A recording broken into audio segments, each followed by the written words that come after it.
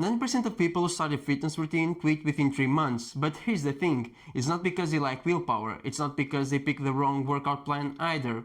It's because of one simple sneaky thought pattern that sabotages everything before you even realize what's happening.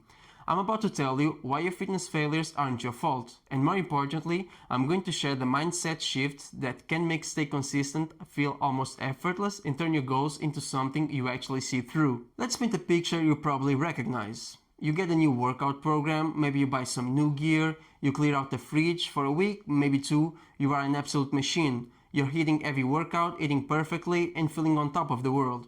And then life happens. It's 7 p.m. on a Tuesday, you've been in back-to-back meetings since 8 a.m., your boss just dumped a last-minute project on your desk, your kids need help with homework, the gym feels like climbing Mount Everest in flip-flops, so you skip it.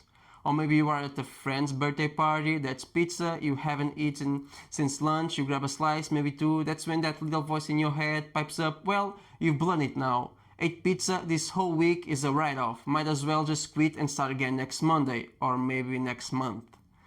This is the all or nothing mindset, and it is the single biggest killer of fitness goals.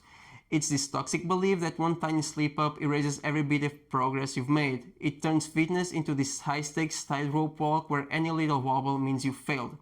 I was stuck in this exact cycle for years. I'd have a perfect week of workouts, then I'd hit one meal that wasn't on the plan, maybe a burger at work lunch, and my brain would immediately declare the entire effort a complete failure. I was so sure just didn't have enough discipline, but the real problem was how I was defining success in the first place. The moment things actually changed for me wasn't when I found more motivation or discovered some perfect workout. It was a simple realization. My goal was the problem. I was aiming for perfection, and let's be honest, perfection is impossible. Life will always find a way to get in the way. Your kid will get sick, your car will break down, you'll have a deadline at work. That's not failure, that's just being human. So I made one tiny change. I stopped chasing perfection and start focusing on progression. That's it. That's the core of the shift. You stop trying to build an unbreakable perfect streak, and you just start collecting wins, no matter how small they seem. Here's what happened. When I made this shift, within 6 months I went from someone who couldn't stick to a routine for more than 2 weeks to someone who had been consistently active for half a year. Not perfect, I still missed workouts, I still ate pizza, but I was 80% consistent instead of 0%, and 80% consistent over 6 months beats 100% consistent for 2 weeks every single time. The mental game isn't about having superhuman willpower, it's about how you frame challenges. It's about focusing on the process, not just the final picture. When you can do that, everything feels different. The pressure evaporates, the guilt starts to fade, and being consistent, it actually starts to feel easy. So, how do you actually do this? It boils down to a few practical tweaks in how you think. First, you have to completely redefine what a win is. The all or nothing brain tells you that only a full-blown 1-hour high-intensity workout counts. The new mindset says that anything is a win. That 15-minute walk you took on your lunch break instead of scrolling your phone, that's a win. You choose to take the stairs instead of the elevator, win. You did 10 minutes of stretching before bed because your back was tight, that's a huge win. When you focus on these small, doable steps, you build real momentum that stops you from giving up. It's all about making progress, not being flawless.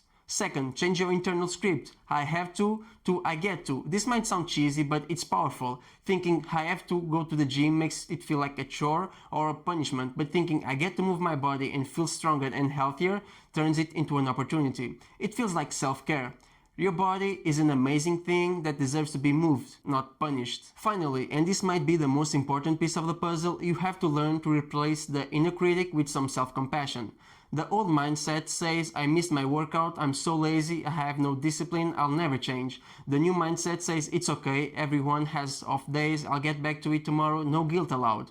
You have to treat yourself with the same kindness you'd give a friend. If your friend came to you and said, I missed one workout, I'm such a failure, you'd never agree with him. You'd say, are you kidding? One workout? Doesn't matter, you've been doing great, just get back to it when you can.